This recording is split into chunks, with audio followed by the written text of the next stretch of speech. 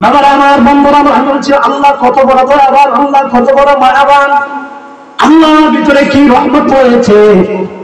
কিছু কিছু ইশারায় পাওয়া যায় যখন আমরা মাদ্রাসায় ক্লাস করি। মাদ্রাসায় যখন ক্লাস করি, আমরা যখন ক্লাসের মধ্যে যখন বেয়াদবি করি, অন্যায় করি, অপরাধ করি, অপরাধ যখন অনেক সময় আমাদের হুজুরদের রাগ উঠে যায় ক্লাসের মধ্যেই, আমাদের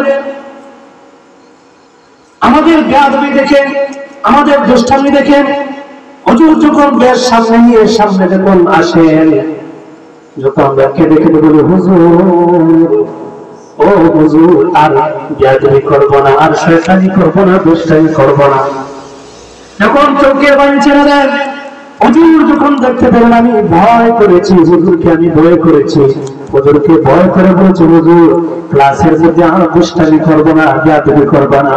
হুজুর সাথে সাথ হাত থেকে বেডটা ফেলে দেন, ফেলে দিয়ে বলেন বাবারে আর তুমি কোনোদিন বেয়াদবি করো না, যাও তোমাকে আমি মাফ করে দিলাম।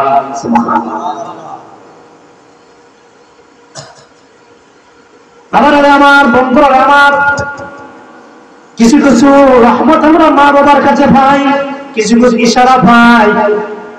আমরা যখন অনেক বেয়াদবি করি মার সাথে, বাবার সাথে বেয়াদবি করি, যখন মার কাছে গিয়ে ডাক দিই মা বাবা বলে, যখন ডাক দিই, ডাক দেওয়ার পর বাবা বলে রে তুমি যত বেয়াদবি করেছো, হিংসা করেছো, অহংকার করেছো, দুষ্টামি করেছো, যাও তোমাকে আমি মাফ করে দিলাম। বলেন সুবহানাল্লাহ। আর ক্লাসের মধ্যে যে কোনো ছাত্র হুজুরের ভেদ দেখে, হুজুরের চোখের ভুলকি দেখে মানে আমি আরো বেয়াদবি করবো, আমি আর দুষ্টামি করবো, তখন কি হুজুরে আর কি বাড়িতে একটা দিতে হবে, হুজুর ক্লাসের মধ্যে হুজুর বাড়ি কথা দেয় 5:30 দিতে হবে, কেন হুজুরে কেয়ারই করে না, হুজুরের রাগ বেড়ে যায়। আমরাও যখন গুনার কাজ করতে করতে যখন আমরা এইভাবে আমরা নাফরমানি করতে করতে অতিরিক্ত আমরা নাফরমানি করি, তখনই আল্লাহ রাগ বেড়ে যায়, তখনই আল্লাহ বলেন আল্লাহ ধ্বংস করে দেন। বাবারে আমার, বন্ধুরা আমার, মুসা নবীর জামানায় আপনারা ঘটনা শুনছেন, সেই সময় যখন বৃষ্টি যখন বন্ধ হয়ে গেল, সেই সময় যখন বৃষ্টি হয় নাই, এই পানি হলো মানুষের জীবন। এই যে আমরা বাতি ময়ার অনেক সময় যখন চৈত্র মাসে যখন বৃষ্টি হয় না, যখন টিউবের মধ্যে পানি থাকে না, যখন পুকুরে পানি থাকে না, তখন বুঝতে পারি পানি কি জিনিস। পানি হলো মানুষের জীবন, জীবনময় সব কাজে পানি ব্যবহার হয়। আপনার খাওয়ার জন্য পানি ব্যবহার হয়, আপনার গোসলের জন্য পানি ব্যবহার হয়, বাথরুমের দেখতে গেলে পানি ব্যবহার হয়, আপনার বেঁচে পানি লাগে। এই যে চৈত্র মাস অনেক সময় যখন আমাদের পানি থাকে না, টিউবওয়েলের মধ্যে কত কষ্ট করতে হয়। আমি নিজে যখন গত বছর যখন আমার টিউবওয়েলে পানি ছিল না, কত কষ্ট আমি করছি। এবার ইনশাআল্লাহ টিউবওয়েলে পানি ইনশাআল্লাহ মোটর ফিটিং করছি, আলহামদুলিল্লাহ। আল্লাহর দরবারে শুকরিয়া জানাই, আল্লাহর যে একটা নিয়ামত, এই নিয়ামতের শুকর আদায় করে কোনদিন আমরা শেষ করতে পারবো না। পানির একটা নিয়ামত, এটা আমাদের কোনো তেল লাগে না, মফিল লাগে না, কোনো কিছু লাগে না, বিনা মফিলে বিনা তেলে চাপ দিলে অটোমেটিক পানি বের হয়ে আসে। এটা কত বড় নিয়ামত। শীতের দিনও গরম আর গরমের দিনও ঠান্ডা। কে বানাইছে? আল্লাহ তৈরি করছে। কোন মানুষের দ্বারা সম্ভব? স্পেশাল পানি। এই পানির নিয়ামত আদায় করে সারা জীবন যদি কখনো শেষ হবে না। আল্লাহ রাব্বুল আলামিন ফরমান, বান্দারে তুমি পানি পান করো, পানি পান করে আমার নিয়ামত তুমি ভোগ করো, কিন্তু তুমি আমার শুকর আদায় করো। তুমি যখন আমার শুকর আদায় করো না, আমাকে স্মরণ করো না, তখন আমি আল্লাহ তোমার প্রতি বেজার হয়ে যাই। বেজার হয়ে আমার নিয়ামত আমি বন্ধ করে দিই, আমার বৃষ্টি আমি বন্ধ করে দিই, আমার রহমত আমি বন্ধ করে দিই। যেমন মুসা নবীর জামানায় বৃষ্টি যখন বন্ধ হয়ে গেল, পশু পাখি অনেক মানুষ পানির তৃষায় কত কষ্ট তারা ভোগ করতেছে। তারা যখন হতবাক হয়ে হয়রান হয়ে তারা পাগল পার হয়ে মুসা নবীর কাছে আগে জানাইল, ও মুসা নবী আপনি দোয়া করেন আল্লাহ পাক যেন বৃষ্টি দেয়। বৃষ্টি পাওয়ার জন্য মুসা নবী সকলকে নিয়ে মাঠের মধ্যে নামাজ আদায় করেন প্রচন্ড রৌদ্রের মধ্যে। আমরা ছোটবেলায় দেখছি যখন চৈত মাসও বৃষ্টি হয় না, রৌদ্রের মধ্যে দেখছি মুরব্বী বাবারা দাদারা অনেকে আমলা করতেন, নামাজ পড়তেন। সেটা আমরাও সে বুঝতাম না, নামাজ পারেন না পারি দাঁড়িয়ে থাকতাম বৃষ্টির জন্য। মুসা নবী দেখা যায় রৌদ্রের মধ্যে মাঠের মধ্যে সবাইকে নিয়ে নামাজ পড়লে, নামাজ আদায় করে দুই হাত তুলে দোয়া করলেন, আল্লাহ গো, আল্লাহ তাকাই দেখে তারা কত কষ্ট করতেছে, বৃষ্টি নাই, বৃষ্টির জন্য, পানির জন্য আপনি বৃষ্টি দাও, আর তাদেরকে কষ্ট দিও না, তাদেরকে পরীক্ষা করিও না। তুমি যদি পরীক্ষা করো, কোন মানুষ কোনদিন পরীক্ষার মধ্যে পাস করতে পারবে না, তুমি করে দিবে আল্লাহ। আল্লাহ তোমার নাম তো রহমান, তোমার নাম তো গফফার, আল্লাহ বৃষ্টি দাও, বৃষ্টি দাও, বৃষ্টি দাও। মুসা নবী দোয়া করলেন, আর দেখা যায় রৌদ্র তারপরে বেড়ে গেছে। মুসা পয়গম্বর বলেন, আল্লাহ দোয়া করলাম বৃষ্টির জন্য, আরো দেখা যায় রৌদ্রের তাপ বেড়ে গেল, কারণ কি? আল্লাহ রাব্বুল আলামিন জানাই দিলেন, মুসা রে, ও মুসা, তুমি তো আমার কাছে দরখাস্ত করেছো বৃষ্টি দেওয়ার জন্য, যে মানুষদেরকে নিয়ে তুমি বৃষ্টির জন্য দোয়া করেছো, এখানে একটা লোক আছে নাফরমান, 40 বছর যাবত নাফরমানি করে আসতেছে, আমার নাফরমানি করতেছে, গুনাহ করতেছে, পাপাচার করতেছে। আমি আল্লাহর কাছে তওবা করে না, গুনার জন্য কান্নাকাটি করে না, যতক্ষণ পর্যন্ত এই জায়গা থেকে ওই নাফরমানকে না সরাইবা, আমি আল্লাহ আর বৃষ্টি দিব না, বৃষ্টি দিব না। ওই লোককে যখন সরাই দিবা, তখনই আমি আল্লাহ বৃষ্টি দেব। আল্লাহ জানাই দিলেন যে তুমি যাদেরকে নিয়ে মাঠের মধ্যে দোয়া করছো, এখানে একটা নাফরমান আছে, এই নাফরমানের কারণে আমি তোমার দোয়া কবুল করছি না, বৃষ্টি দিব না। এই লোককে সরাই দিবা, আমি আল্লাহ বৃষ্টি দিব। মুসা পয়গম্বর সকলের সামনে পেশ করলেন, কে আছো, এখান থেকে সরে যাও। 40 বছর যাবত নাফরমানি করতেছো, গুনাহ করতেছো, পাপাচার করতেছো, ব্যভিচার করতেছো, কে আছো, সরে যাও, সরে যাও, সরে যাও, সরে যাও। এখানে যদি আমি সুর বলে উল্লেখ করি, যদি কোন মানুষ সুর থাকে, কলজার মধ্যে আঘাত লাগবে, লাগবে কিনা? যদি সুরে ওয়াজ করি, কলজার মধ্যে আঘাত লাগবে। মুসা পয়গম্বর যখন এইভাবে জানাই দিলেন, কে নাফরমান, সরে যাও, সেখান থেকে বের হয়ে যাও। যেই লোকটা নাফরমান, তার কলজার মধ্যে গিয়ে বাড়ি লাগলো, হায় হায়, আমি যদি এখান থেকে না সরি, না সরলে তো আল্লাহ পাক রব্বুল আলামিন বৃষ্টি দিবেন না, বৃষ্টি বন্ধ করে রাখবেন। আবার যখন এতগুলো মানুষের সামনে আমি যখন বের হয়ে যাব, সবার কাছে আমি তো চিহ্নিত হয়ে যাব। কেউ তো জানতো না আমি যে নাফরমানি করতেছি, সবাই দেখতেছে আমি খুব ভালো। আমি যদি এখান থেকে বের হয়ে যাই, বের হয়ে গেল মানুষ চিনে ফেলবে, সবার কাছে আমি চিহ্নিত হয়ে যাব। আমি কিভাবে সমাজের মধ্যে মুখ দেখাইব, আমি কিভাবে মানুষের কাছে হাজির হব? আবার যদি সেখান থেকে না যাই, আমার কারণে আর বৃষ্টি হবে না, বৃষ্টি হবে না, বৃষ্টি হবে না। সবাই দেখা যায় কষ্ট করবে পানির জন্য, বৃষ্টির জন্য। লোকটা লাস্টে সিদ্ধান্ত নিল, আল্লাহর কাছে দোয়া করলো, আল্লাহ তোমার নাম তো রহমান, তোমার নাম তো রাহিম, তোমার নাম তো গফফার, তুমি তো বলছো লা তাকনাতু মির রাহমাতিল্লাহ, বান্দারে বান্দারে তুমি রহমত থেকে নৈরাশ হয় না। বান্দারে তুমি যখন তোমার ভুল, তোমার গুনাহ স্মরণ করে যখন কান্নাকাটি করো, বান্দারে তুমি যখন তওবা করো, তওবা করলে আমি আল্লাহ মাফ করে দেই। আল্লাহ দেখা যায় গোপনে গোপনে চোখের পানি ছেড়ে আল্লাহ যখন কান্নাকাটি শুরু করলো, বান্দা যখন তওবা করলো, নিজের ভুলের কথা স্বীকার করলো, নিজের গুনার কথা স্বীকার করলো, বান্দা যখন এইভাবে দেখা যায় কান্নাকাটি করতেছে, হঠাৎ করে দেখা যায় একটু পর দেখা যায় বৃষ্টি আসলো। মুসা নবী আশ্চর্য হয়ে গেলেন, কি আশ্চর্য! আল্লাহ পাক বলেছিলেন নাফরমানকে সরানোর জন্য, আমি তো বললাম একটা মানুষ তো সেই জায়গা থেকে উঠে নাই, কিভাবে বৃষ্টি আসলো? আল্লাহ রাব্বুল আলামিন জানাই দিলেন, মুসা পয়গম্বর আবার হাত তুলে দোয়া করে, আল্লাহ আমি তো দেখি একটা মানুষ এখান থেকে সরে যাইতে, আল্লাহ তুমি বলছিলেন সরাই দেওয়ার জন্য, কোন মানুষ তো যায় নাই, বৃষ্টি কিভাবে আসে? আল্লাহ জানাই দিলেন মুসা রে, ও মুসা, যে লোকের জন্য আমি বৃষ্টি বন্ধ করেছিলাম সেই লোকের জন্য আবার বৃষ্টি দিয়েছি। সুবহানাল্লাহ। পৃথিবী না জানো আমি তো জানি, আমি কি পাপ করিয়েছি। পৃথিবী না জানো আমি তো জানি, আমি কি পাপ করেছি। আমার পাপে করলে বিচার, বাঁচার উপায় নাই আমার।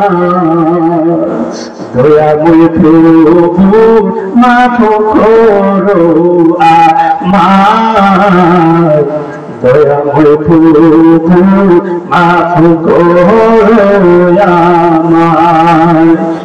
পৃথিবী না জানো আমি তো জানি, আমি কি পাপ করেছি।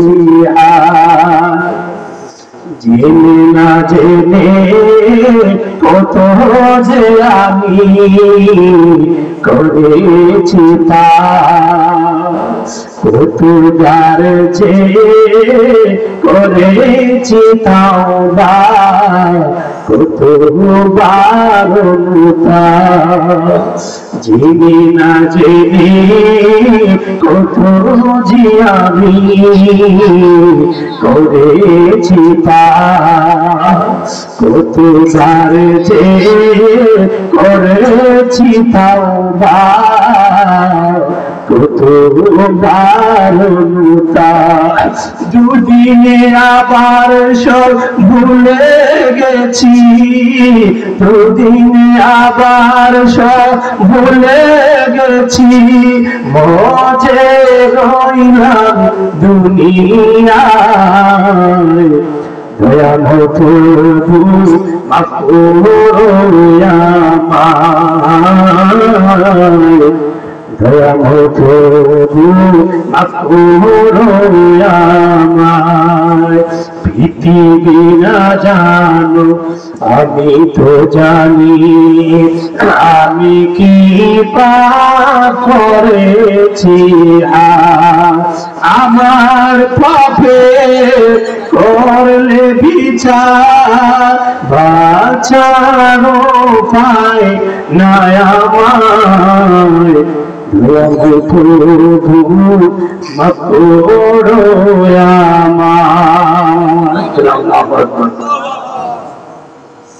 ওই মুসা পয়গম্বর যেই লোকের জন্য বৃষ্টি বন্ধ করেছিলেন সেই লোকের জন্য বৃষ্টি দিলেন কেন? তওবা করার জন্য। আল্লাহ পাক রব্বুল আলামিনের কাছে মুসা পয়গম্বর জানালেন, আল্লাহ ওই লোকটাকে একটু চিহ্নিত করে দেন। আল্লাহ বলেন, না, যেহেতু লোকটা প্রকাশ হয়নি আমি আর প্রকাশ করবো না। গোপনে আমাকে আল্লাহ বলে স্মরণ করেছে, আমি আল্লাহ বান্দাকে গোপনে আমি মাফ করে দিয়েছি। বলেন সুবহানাল্লাহ। এই জন্য তওবা দুনিয়ার জন্য বেঁচে থাকতে করতে হবে। বললে পরে কি হবে?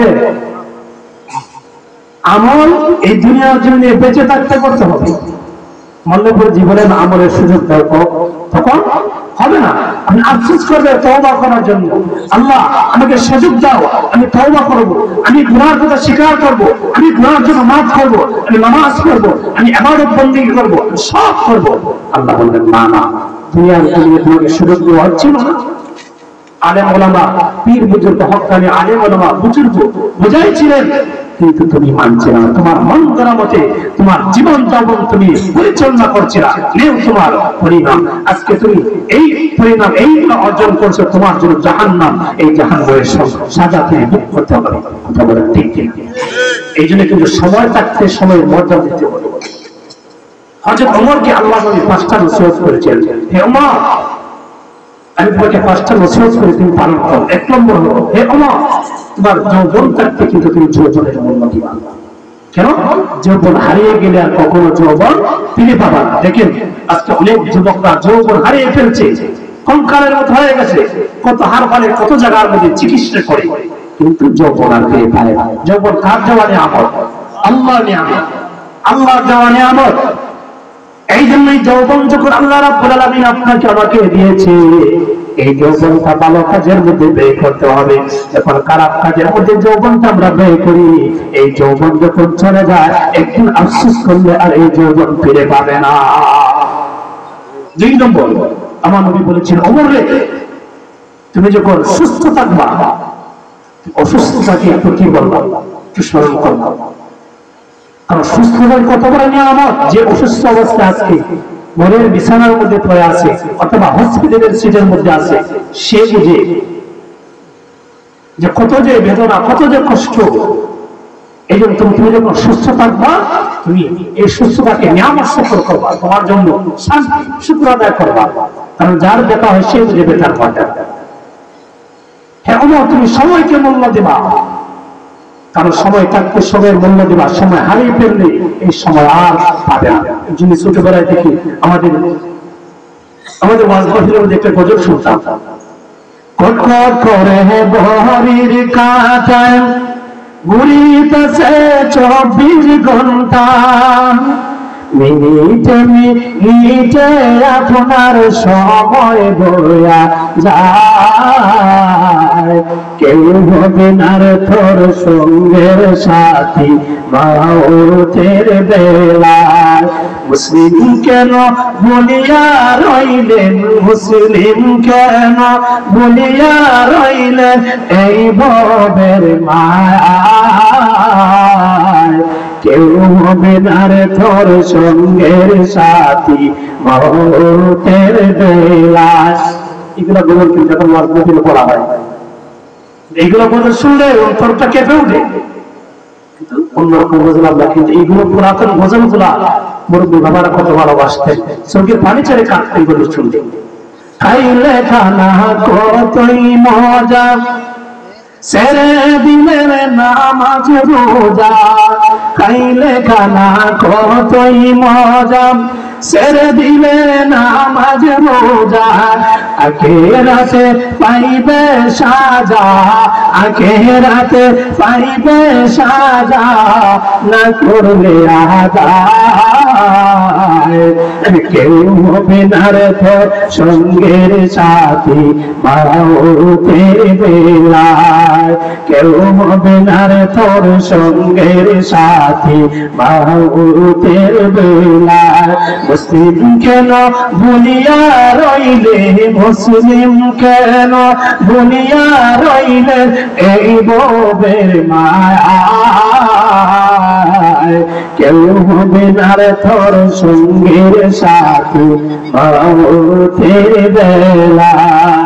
যে আল্লাহু আকবার, কত সুন্দর বাক্যগুলো, কত সুন্দর। আল্লাহু আকবার। এই জন্য সময় থাকতে সময়ের মূল্য দিতে হবে। এরপরে আমার নবী বলেছিলেন, ওমর রে, তোমার ধন থাকতে ধরে মর্যাদা দিবা, ধন হারিয়ে ফেলতে এই ধন আর তুমি পাবা না। এই ধন তুমি ভালো কাজে তুমি ব্যয় করো।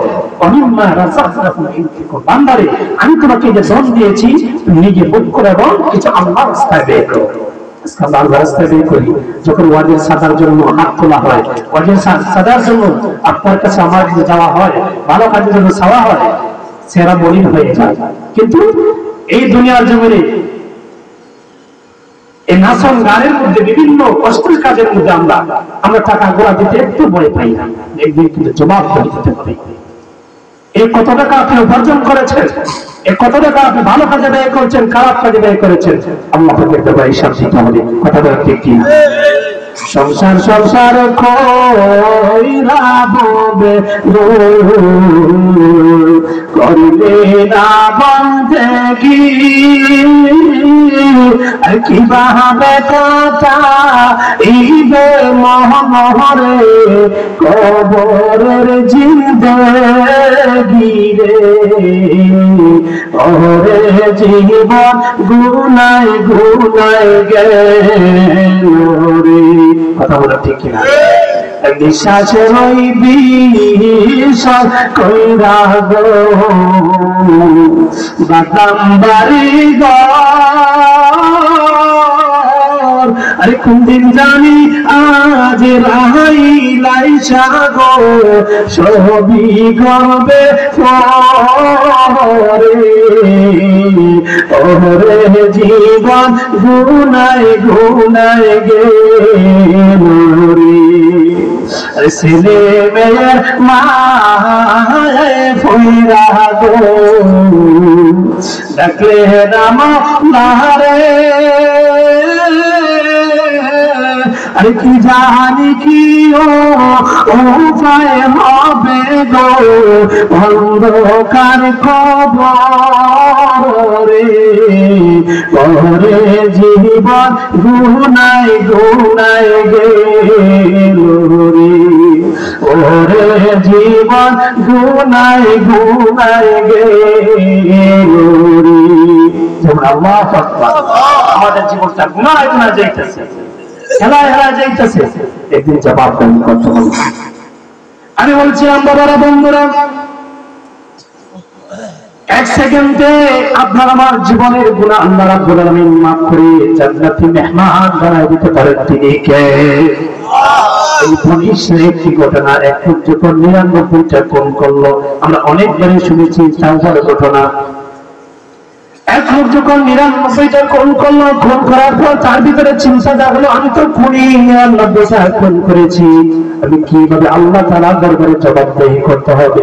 একদিন তাহলে জবাব দিতে হবে এই খুনের জন্য যে আল্লাহ রাব্বুল আলামিন আমার হাতের মধ্যে শক্তি দিয়েছে, আমার পায়ের মধ্যে শক্তি দিয়েছে, আমার বুদ্ধির মধ্যে শক্তি দিয়েছে, এই শক্তি থাকার কারণে আমি 99টা খুন করেছি। আজকে আমার পাওয়ার আছে, ক্ষমতা আছে, একদিন তো আমার পাওয়ার থাকবে না, ক্ষমতা থাকবে না। 99টা খুন করার পর তার ভিতরে যখন ভয় ঢুকে গেল, আমি কিভাবে আল্লাহর দরবারে জবাবদিহি করব, তখন তাওবা করার জন্য এক লোকের কাছে গিয়ে বলল, আমার জন্য কি তাওবার দরজা খুলে আছে? আমি কি তাওবা করতে পারবো? আমি তো 99টা খুন করছি, আল্লাহ পাক কি আমাকে মাফ করবেন? ওই লোক বলে দিল, 99টা খুন করেছ, কত বড় গুনাহ করছো, একটা নয়, দুইটা নয়, 99টা খুন করছো, তোমার জন্য তো মাফ নাই, তাওবার দরজা নেই। এ বান্দারে, তুমি তো জাহান্নামের সাজা ভোগ করতে হবে। লোকটার চেহারা মলিন হয়ে গেল, আর কষ্ট হয়ে গেল, আমি 99টা খুন করে আমি ভুল করেছি, আমার ভুলটা স্বীকার করেছি, আমাকে আল্লাহ রহমত থেকে নৈরাশ করে দিল।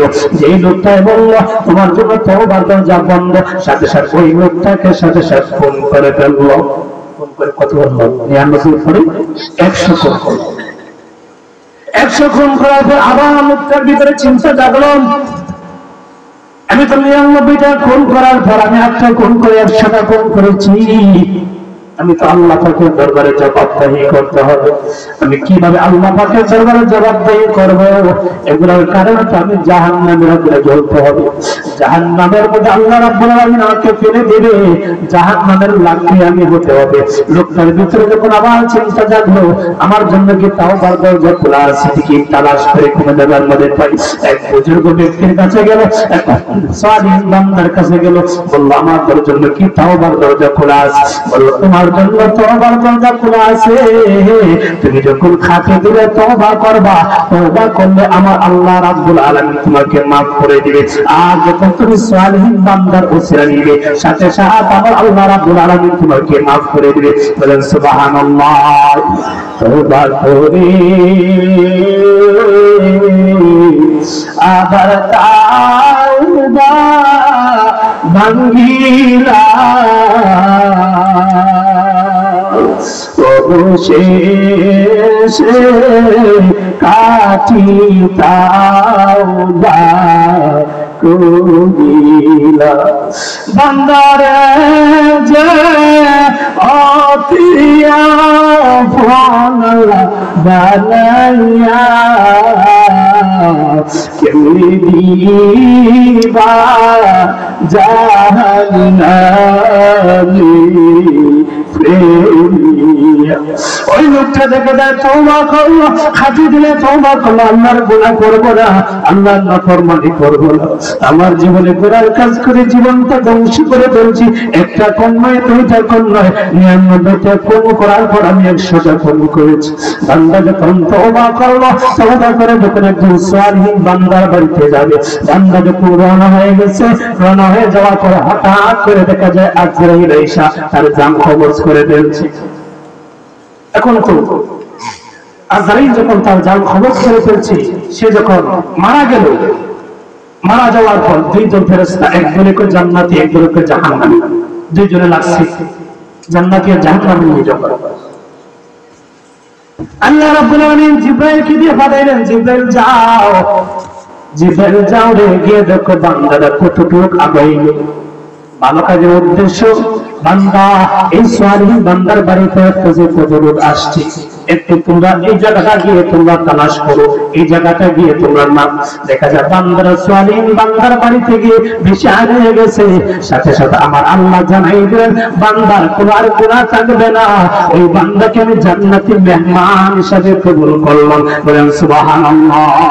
তার জীবনে সমস্ত গুনাহ একটা দুইটা 99টা নয়, 100টা খুন করে সে যত বড় অপরাধী হোক না কেন, আল্লাহ রাব্বুল আলামিন বান্দার নাফরমানি মাফ করে বান্দাকে জান্নাতি মেহমান বানিয়ে দিয়েছেন। বলেন সুবহানাল্লাহ। আল্লাহ কত দয়াবান।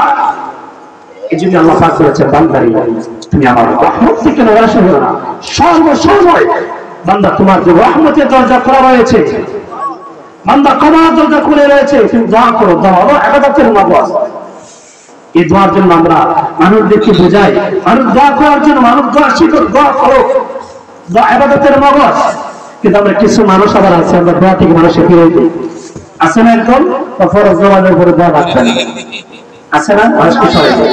24 ঘন্টা আল্লাহ পাক বলেছেন যে বান্দারে তোমার যে দোয়া দরজা, তাওবার দরজা খোলা আছে, তুমি দোয়া করো, আমি আল্লাহ কবুল করব, আমি আল্লাহ তোমাকে ক্ষমা করব।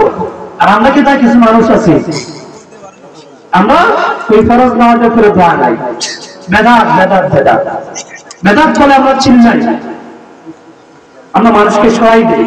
এগুলি সাহস দোয়া সর্বাবস্থায় পড়া যায়, নামাজের আগে পরে ভিতরে সর্বাবস্থায় দোয়া পড়া যায়, দোয়া কোনো সময় নিষেধ নেই। আজকে আমরা একদম টুপিওয়ালা হুজুর আছে, বুঝাই যে এই সময় পড়া বেদাত, এই সময় পড়া বেদাত, নামাজের আগে পড়া যাবে না, পরে পড়া যাবে না, আছে না এরকম? দুরুদের ক্ষেত্রে বলা হচ্ছে 7 অবস্থায় দুরুদ পড়া নিষেধ, দোয়ার ক্ষেত্রে সর্বাবস্থায় দোয়া করতে পারে। আর বাথরুম পর্যন্ত আছে, আছে কিনা? প্রস্তাব করার জন্য দোয়া আছে, বাথরুম দোয়া আছে, সর্বাবস্থায় দোয়া আছে। আপনার জ্ঞানের মধ্যে প্রশ্ন করবেন, যারা আপনাকে যে বোঝায় আপনার জ্ঞানকে প্রশ্ন করবেন যে সর্বাবস্থায় দোয়া আছে, জানাজার উপরে দোয়া করার সমস্যা কি?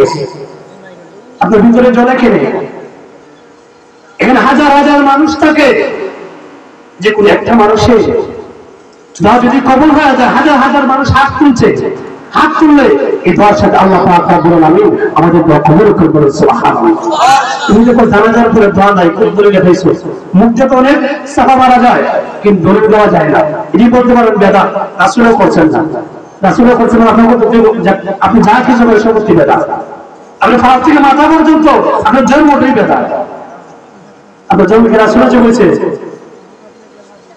আল্লাহ পাক রব্বুল আলামিন যারা এইরকম, আমি গত কুলের ওয়াজের মধ্যে শুনছি, কুলের ওয়াজ করতেছে, জানাজার নামাজে পড়ে দোয়া করা যাবে, দলিল মাধ্যম করে আপনার জ্ঞানের মধ্যে কষ্ট করেন। তুমি যে বললা দলিল দিয়ে বলতে ঠিক আছে, মুক্তি তো সালাম মারা যায়, মুক্তি সালাম মারতে কোনো এলিম লাগে না। মূর্খরা যখন এক গাড়ি নিত, আধা ঘন্টা গাড়ি নিত, পারতো না?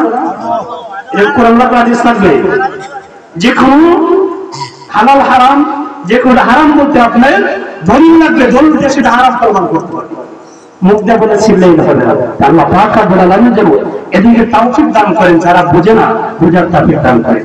কারণ এই যে দেখেন না, একবারে সারা জীবন বলছে শবে বরাতের নামাজ বেদাত, শবে বরাতের মসজিদে যাবে না। ইয়াকে যখন মাইনে খাইলো, যখন জেলের ভিতরে গেছে, পিঠা খাইলো, পিঠা খাইয়া পরে আমি যে এত দলিল পাইছি শবে বরাতে, আমি কোনোদিন কল্পনা করতে পারি না। 12 বছর বুঝাইছি বেদাত বেদাত, শবে বরাতে আমল করা যাবে না। আরেকবার তো হয়ে গেছে যে শবে বরাতে মসজিদে যাওয়া সেই সেখানে যাবো না, পাইছেন না? কত বড় নাস্তিক!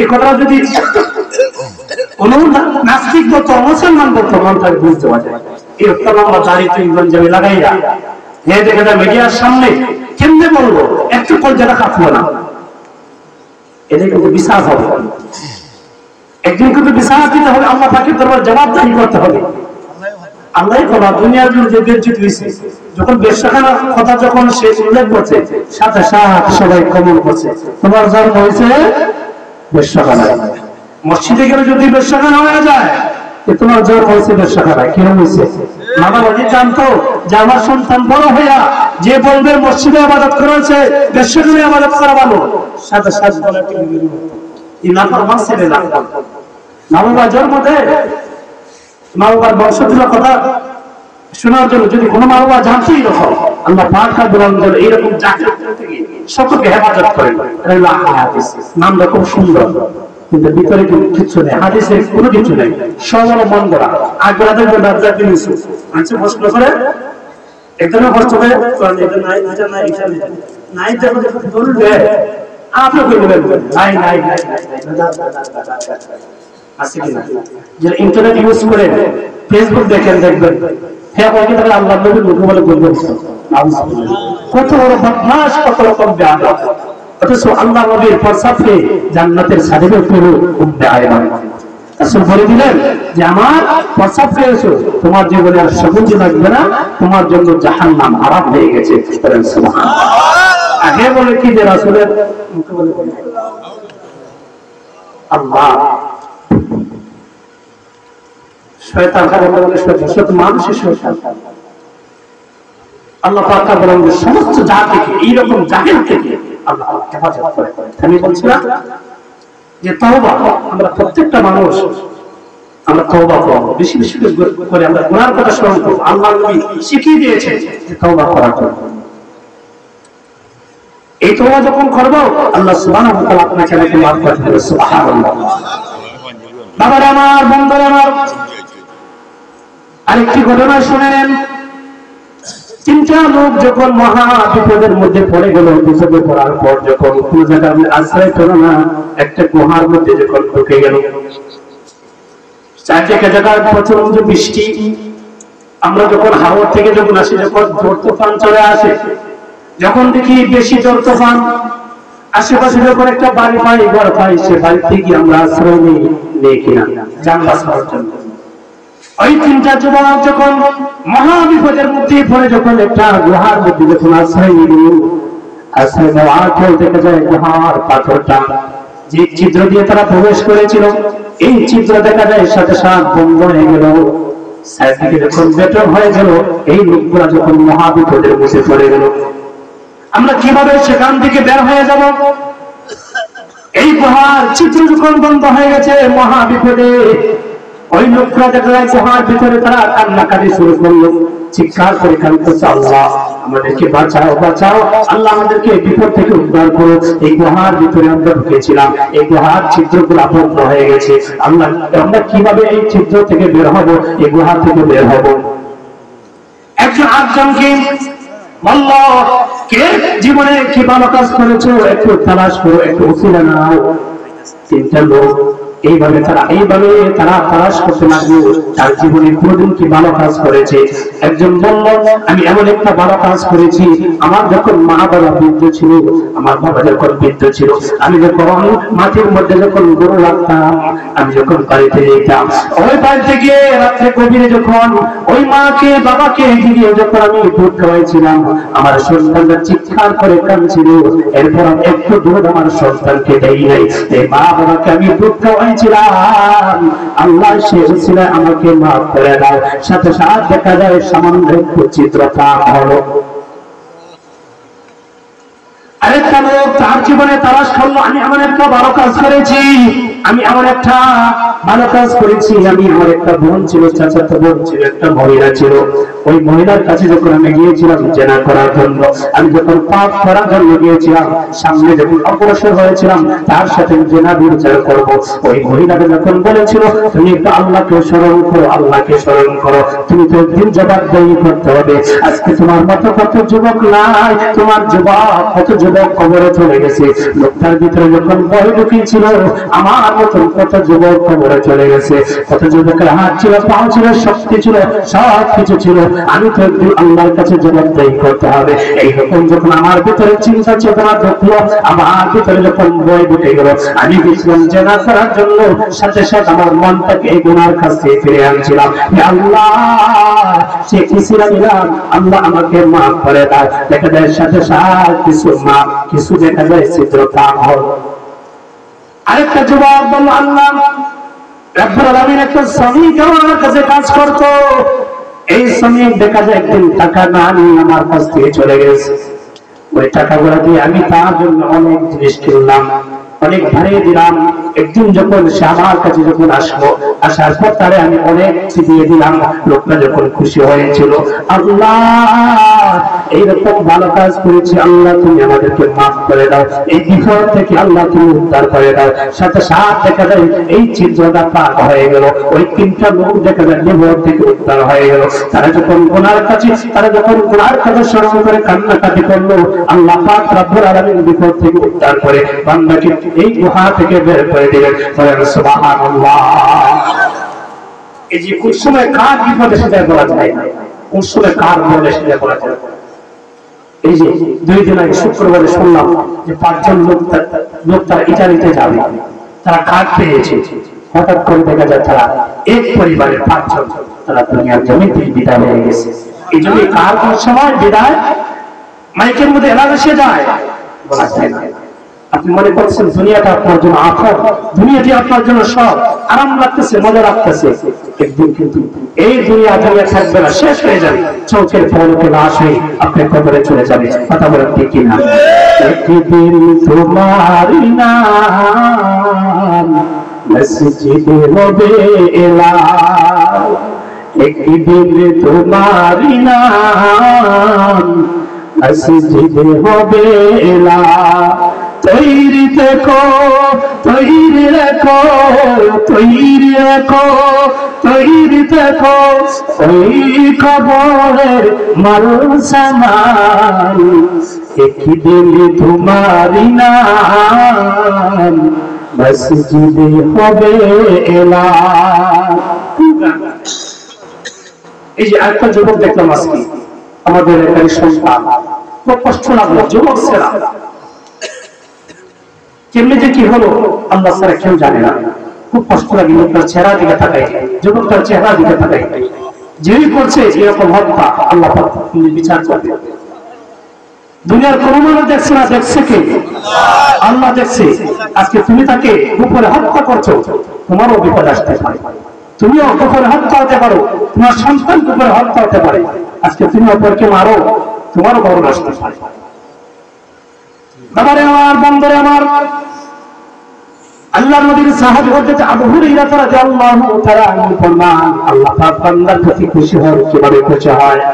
একটা মানুষ যখন তার পশু যখন হারিয়ে যাওয়ার পর যখন পাগল তার অবস্থা হয়ে যায়, খুঁজতে যখন বান্দায় যখন এই পশুটা যখন পেয়ে যায়, পশুটা পেয়ে আলহামদুলিল্লাহ খুশি হয়ে যায়। ঠিক ততভাবে গুনাহগার বান্দা যখন আল্লাহকে স্মরণ করে, আল্লাহকে যখন আল্লাহ বলে ডাক দেয়, সাথে সাথে আমার আল্লাহ খুশি হয়ে না। বলেন সুবহানাল্লাহ।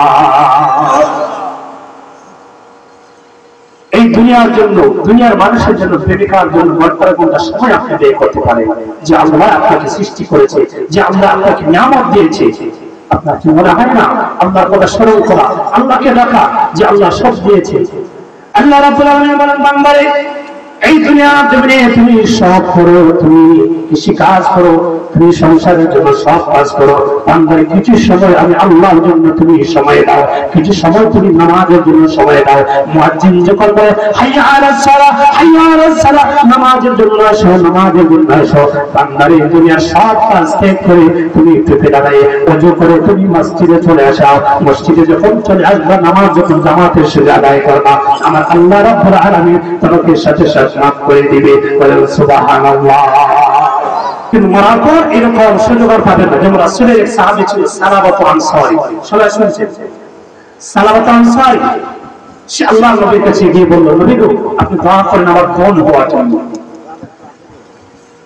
আপনি দোয়া করেন আমার দন হওয়ার জন্য। রাসূল বলেন দন করলে তুমি আল্লাহকে ভুলে যাবে, তুমি নিজেও খারাপ হয়ে যাবে। কত মানুষ এরকম ধ্বংস হয়ে গেছে। আর না, একবার দুইবার তিনবারের পর রাসূল দোয়া করলেন, দোয়া করার পর দেখা যায় দন হয়ে গেল। রাসূল যখন দোয়া করলেন দন হয়ে গেল। যেই লোকটা সালামাত আনসারী, রাসূলের কত প্রেমিক ছিল, আল্লাহ ভক্ত লোক ছিল, যে সালামাত আনসারী, যে মসজিদে এসে জামাতের সঙ্গে নামাজ আদায় করতো, সে একক নামাজ কাজা করতো, সে সর্ব অবস্থায় জামাতের সঙ্গে নামাজ আদায় করতো। ওই লোকটার যখন দন হয়ে গেল, দন শুধু বাড়তেই থাকে, বাড়তেই থাকে। দোকান ছিল একটা, দেখা যায় এখন আরেক জায়গার মধ্যে আরেকটা, কেক ছিল এক জায়গার মধ্যে এক কেয়ার, এখন দেখা অন্য জায়গার মধ্যে আরো 5 কেয়ার, বাড়তেই থাকে। নামাজ দেখা যায় কমতে থাকে। প্রথম 5 ওয়াক্ত নামাজ পড়তে জামাতের সঙ্গে, এখন দেখা যায় 1 ওয়াক্ত পড়তে 2 ওয়াক্ত পারে না। এইভাবে সম্পদ যখন বাড়তেই থাকলো, বাড়তেই থাকলো, যেই লোকটা 5 ওয়াক্ত নামাজ জামাতের সঙ্গে আদায় করতো, ওই লোকটা দেখা যায় লাস্ট পর্যন্ত জুমার নামাজ পর্যন্ত ছেড়ে দিয়ে। আল্লাহ রাব্বুল আলামিন বলেছেন, বান্দারে বান্দারে, দুনিয়ার সম্পদ পেয়ে, দুনিয়ার টাকা পেয়ে, দুনিয়া পেয়ে, সন্তান পেয়ে, দুনিয়ার কোনো কিছু পেয়ে, সম্মান পেয়ে, ইজ্জত পেয়ে, ক্ষমতা পেয়ে, বান্দারে তুমি আমাকে কখনো বলে যাও, আমি আল্লাহ রাব্বুল আলামিন তোমাকে ক্ষমতা দেই, আমি আল্লাহ তোমাকে সম্মান দেই, আমি আল্লাহ তোমাকে ইজ্জত দেই, আমি আল্লাহ তোমাকে দন দেই, 1 সেকেন্ডে আমি কেড়ে নিতে বেশি সময় লাগবে না। অত ইজ্জমান তাশা, অত যুলমান তাশা, বিয়াদিকাল খায়র, ইন্নাকা আলা কুল্লি শাইইন কাদির। আল্লাহ রাব্বুল আলামিন ফরমান, বান্দারে আমি সম্মান দেই, সম্মান কেড়ে নিতে বেশি সময় লাগবে না। আমি সকাল বেলায় তোমাকে ইজ্জতওয়ালা বানাইতে পারি, বিকাল বেলায় তোমাকে বেজ্জত বানাইতে পারি, সকাল বেলায় তোমাকে আমি বাদশা বানাইতে পারি, বিকাল বেলায় তোমাকে আমি ফকির বানাইতে পারি। কথা বলেন ঠিক কিনা? ওই সাহাবাত আনসারী দেখা যায় আল্লাহর নবীর প্রেমিক ছিল, আল্লাহর ভক্ত ছিল, জামাতের সঙ্গে 5 ওয়াক্ত নামাজ আদায় করত। ওই লোকটা দেখা যায় লাস্ট পর্যন্ত দন যখন বেড়ে গেল, দন বেড়ে যাওয়ার পর দুনিয়ার টাকার মধ্যে পড়ে, দনের মধ্যে পড়ে, দেখা যায় আল্লাহকে বলে গেল, লোকটা জুমার নামাজ পর্যন্ত পড়ে না। তখন এক সাহাবী যারা আমার নবী বললেন, জীবন কেন আসে না? টাকার যন্ত্রণায়, ধনের যন্ত্রণায়, টাইম নাই, টাইম নাই, সময় নাই, সময় নেই। দেখবেন ব্যবসা যত বড় বেশি হবে, হিসাব যখন বেশি বড় হবে, তখন লোক তখন বেশি লাগবে। ব্যবসা যখন ছোট হবে, হিসাব কম হবে। ব্যবসা যখন বড় হবে, যখন রাত্রে যখন হিসাবের মধ্যে বইবেন, দেখবেন মাথা ঘুরাইবে, এখানে এত টাকা, এখানে এত টাকা, এই জন্য এত টাকা নিচ্ছি, এত টাকা নিচ্ছি। আল্লাহ নবী ওই সালেবাতু আনসারীর জন্য বদদুআ দিলেন। ওই সালেবাতু আনসারীর জন্য আমার নবী বলেছিলেন, এই যে সাহাবী দিয়ে কিছু সম্পদ আল্লাহর রাস্তায় ব্যয় করার জন্য সে অস্বীকার করলো। তখন আল্লাহ নবী বদদুআ করলেন। আল্লাহ নবী বন্ধ করার পর আল্লাহ নবী যখন দুনিয়ার জমিন যখন ত্যাগ করলেন, হযরত আবু বকর যখন খেলাফতি পেলেন, ওই লোকটা দেখা যায় এই সম্পদ নিয়ে হাজির হয়ে গেল, আল্লাহর রাস্তায় ব্যয় করলো। আবু বকর ডাক দিয়ে বলে, যে সম্পদ আমি রাসূল থাকতে তুমি আল্লাহর রাস্তায় তুমি ব্যয় করছো না, আমার রাসূল গ্রহণ করছে না, এই সম্পদ আবু বকর বলেন না, সম্পদ গ্রহণ করা হবে না, কারণ সময় থাকতে তুমি ব্যয় করেছিল না, সময় থাকতে তুমি সময়ের মধ্যে তুমি থাকছিলে না, তোমার সম্পদ কোনো কাজে আসবে না। আবু বকর সিদ্দিক রাদিয়াল্লাহু তাআলা খেলাফত থাকা অবস্থায় যখন সম্পদ নিয়ে আসলো, কবুল করলেন না। এইভাবে দেখা যায় 7 জন সাহাবী, ওমর, উসমান, আলী, তার কাছে যখন নিয়ে আসলো, কোন সাহাবী এই সম্পদ গ্রহণ করলেন না। ওই লোকটা দেখা যায় নাফরমান হয়ে মারা গেল। বলেন সুবহানাল্লাহ।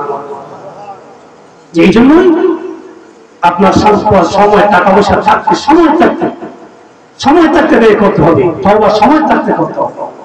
অনেক মানুষ ভালো কাজের কথা বলি, করবে না, পড়ে নামাজের কথা বলি, করবে না, পড়ে দাঁড়িয়ে রাখতে হবে, দাঁড়িয়ে রাখলে পড়ে ছেলে বিয়ে করে, আর যাকে অপেক্ষা করবে আপনার ছেলে দিয়ে, ছেলের জন্য, মেয়ের জন্য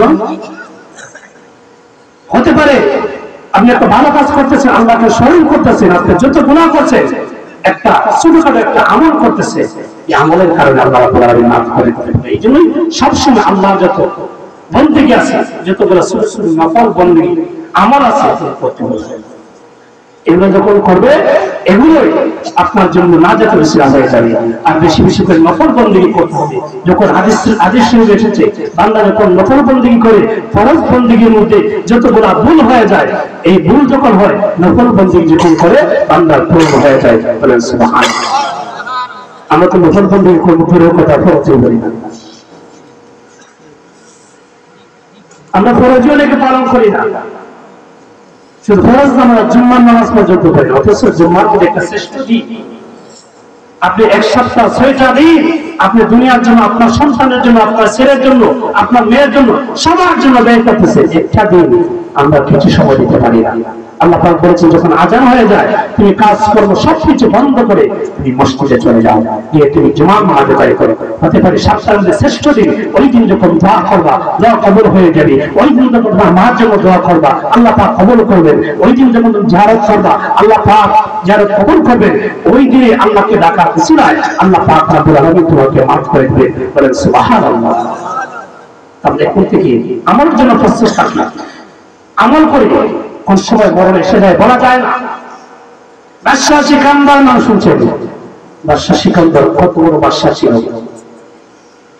অনেক বড় বাদশাহ। বাদশাহ সিকান্দার সে যখন বুঝতে পারলো বাদশাহ সিকান্দার তার মরণ এসে যাবে, যে কোন মুহূর্তে মরণ আসবে, তার কর্মচারী সবাইকে ডাক দিল যে আমার মরণ এসে যাবে, আমার মরণ তো খুব কাছে, যে কোনো মুহূর্তে আমার মরণ এসে যাবে। তার কর্মচারী সবাইকে ডেকে বললো আমার যখন মরণ হয়ে যাবে তোমরা সবাই আমার একটা হাত তোমরা এইভাবে বের করে রাখবা, আর আমি তো 7টা শহরের মালিক, তোমরা 7টা শহরে এই হাতগুলা এভাবে দেখাইবা। কেন কেন যখন বাদশাহ সিকান্দার এগুলা বললেন, কর্মচারীরা বললো যে এরকম তো কোনো লোক ধরে নাই, আমার হাত কেন এইভাবে খালি থাকবে, আমার হাত কেন বের করে থাকবে।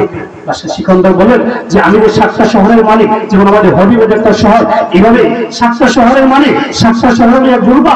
কারণ আমার মতন যারা এইরকম টাকাওয়ালা, আমার সম্পদ টাকা এরকম যাদের আছে এইরকম, তার সবাই বুঝতে পারতো আমি কবর খালি হাতে চলে যাই, আমি কিচ্ছু নিতে পারি না, আমি 7টা শহরের মালিক। আজ আমি কারে হাতে কবরে যেতে চাই, আজকে আমি খালি হাতে কবরে বলে যেতেছি। আমার যখন এরকম হাতটা যখন এভাবে খালি থাকবে দুনিয়ার সব মানুষ বুঝতে পারবে যারা এরকম টাকার মালিক, পয়সার মালিক, জলের মালিক, সবকিছুর মালিক, তারা বুঝবে, তারা হেদায়েত হয়ে যাবে। বলেন সুবহানাল্লাহ।